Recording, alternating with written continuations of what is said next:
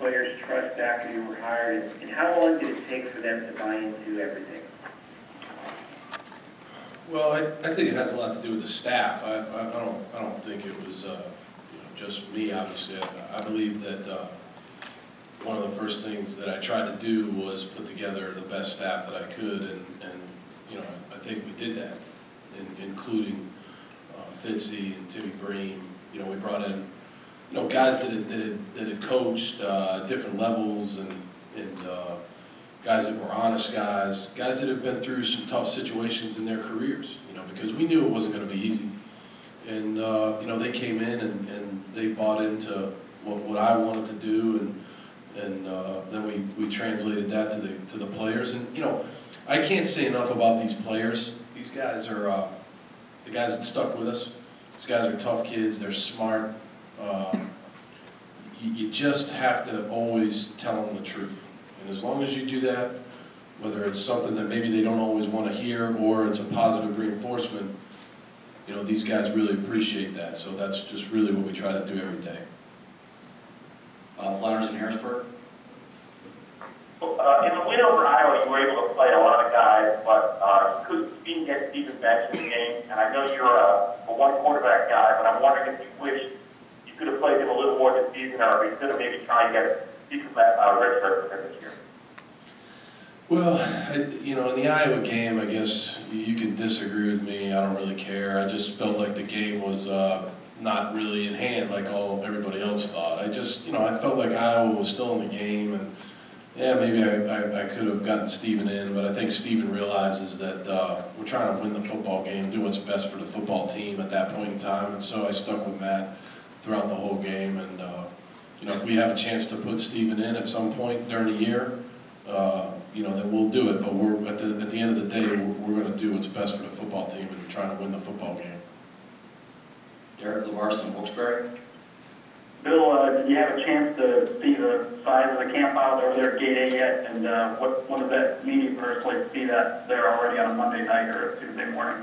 Yeah, it's unbelievable. I tell you what, I can't say enough about our student body. I've been over there before I think it was the Northwestern game, and obviously there's more kids there now, and that's just what this place is all about. Student body that works hard in the classroom, supports their football team and all their athletic teams, and it's unbelievable. And people were right when I first came here. They told me, well, you haven't seen anything until you run out for a game or you witness the support of the student body, and they're exactly right. This is a special place, and one of the reasons why it's a special place is because of the support of the student body. It's just it gives our players a ton of energy, and on Saturday we just want them here early. We want them to wear white, and we want them to be respectful, but very, very loud throughout the whole game. Hi, Bill. Last couple of games, you guys gave up a punt return for a touchdown, a kickoff return for a touchdown. When those kind of things pop up in the middle of the year, how hard is it to handle that or fix that, and how are you going about that? Yeah, that wasn't very good football. I believe that we're better than that.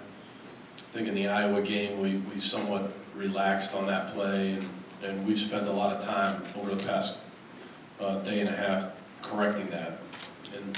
And our players on the hit squad, the kickoff team, they've done a really good job all year. They really have, except for that instance right there. So hopefully they'll rebound with a better effort because they need to. Ohio State's kickoff return team is very, very good and explosive.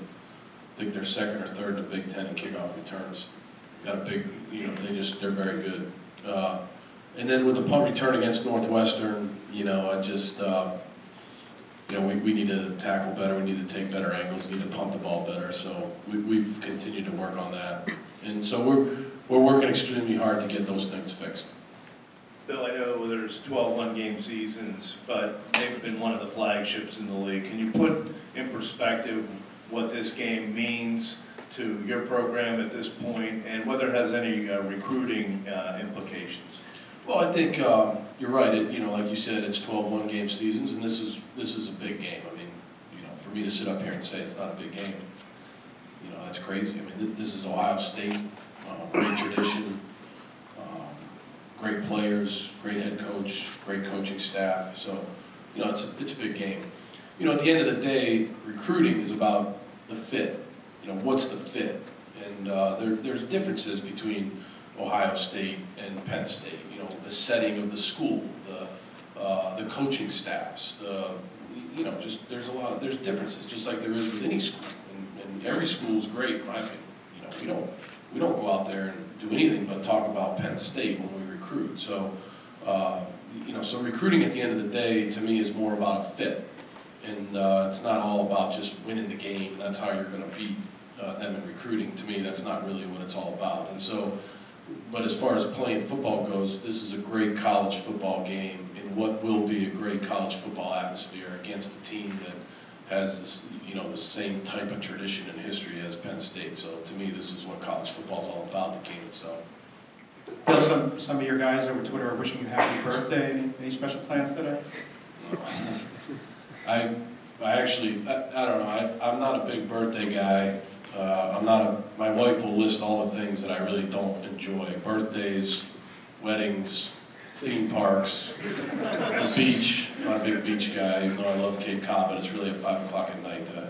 But no, I found out it was my birthday when my older brother texted me.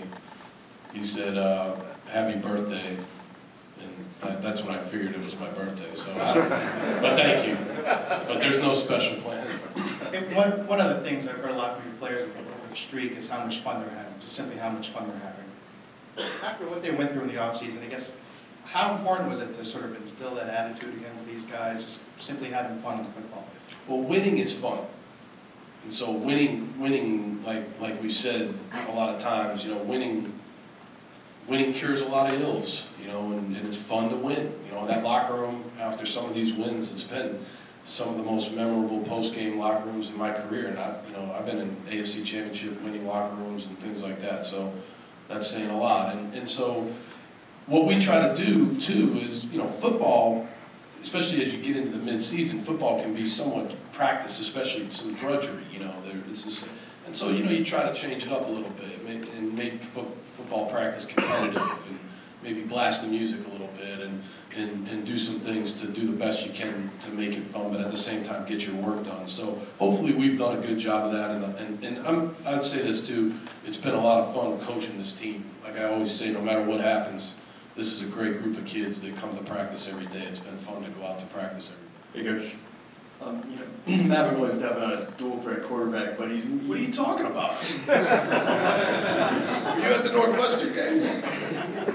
But, you know, he's made some plays with his feet to, you know, avoid sacks and make plays in the pocket. How important is that? It's very, you know, he's, you know, again,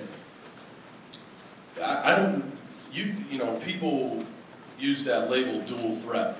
And so I always use the example of Tom Brady.